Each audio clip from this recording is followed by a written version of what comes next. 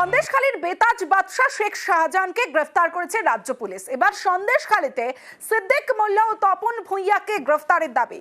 আবাসের ঘর পেতে টাকা নেওয়ার অভিযোগ দুজনের বিরুদ্ধে। টাকা দিলেও ঘর মেলেনি বলে অভিযোগ, এমনকি অভিযোগ জমি কেড়ে নেওয়ারও। সিদ্দিক মোল্লা ও তপন ভুঁইয়াকে গ্রেফতারের দাবিতে ঝুপখালীতে মহিলাদের মিছিল, পুলিশের ক্যাম্পে অভিযোগ জমা মহিলাদের। এই জায়গাটা, এই যে ঘরটা দেখতে পাচ্ছ, আমার চাষের মাঠে আমাকে দখল দেয়নি, ঘর বেঁধে দিয়েছে।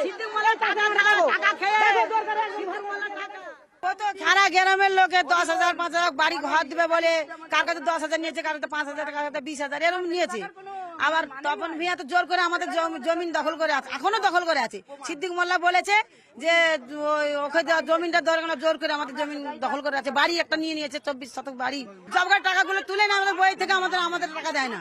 আমরা কাজ করি সারাদিন, আমাদের টাকাগুলো ওরা তুলে নেয়। ওনার ভাই আছে, সিরিয়াল ডাক্তার আছে, ও দল আছে, এখনো ওর ছেলেরা আছে, আতা আছে, আইমান আছে, কামান আছে, এখনো অনেক ছেলেরা আছে। এবং সিরিয়াল ডাক্তার আলমগীর আছে। তারপর তোমার সিদ্দিক মোল্লা, তিনি আমাদের, সিদ্দিক মোল্লা আমাদের প্রধান আমাদের এখনো পর্যন্ত হুমকি দিচ্ছে। কেন প্রধানকে ধরা হবে না? আন্দোলন চালিয়ে যাচ্ছি আর চালিয়ে যাবো, যতক্ষণ আমাদের অ্যারেস্ট হবে আমরা চালিয়ে যাবো। দুটো জোর করে ঘর বেঁধে দিয়ে গেছে সিরাজ শেখ জোর করে। ওই দেখুন আমার জমি, দেখুন রেকর্ডটা দেখুন। আর কবে করেছে? আজকের মাস 4 আগে করেছে পিছনে। হ্যাঁ, এখানে ডেপুটেশন দিয়েছি, অভিযোগ জানিয়েছি, এখনো কিছু আমার দখল দেয়নি। অভিযোগ জানিয়েছি 10-12 দিন হচ্ছে অভিযোগ জানিয়েছি, এখনো তার কোনো কিছু হয়নি।